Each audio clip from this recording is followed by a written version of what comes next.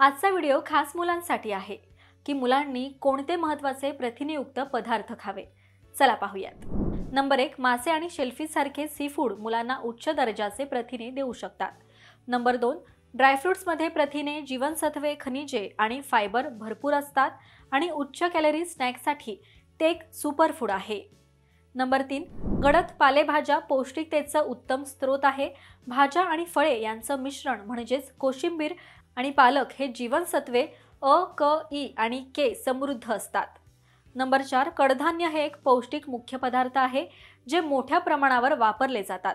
हे प्रथिने, जीवनसत्वे, जटिल कार्बोहायड्रेट्स आणि फायबरचे स्वस्त मात्र उत्कृष्ट स्रोत आहे। नंबर 5, हार्वर्ड युनिव्हर्सिटीच्या मते 1 कप शिजवलेल्या क्विनोआमध्ये सुमारे 8 ग्रॅम प्रथिने आणि 5 ग्रॅम फायबर मिळतात। नंबर 6, चिकन हे प्रथिने समृद्ध आहे, यामध्ये जास्त कॅलरी आणि चरबी असते।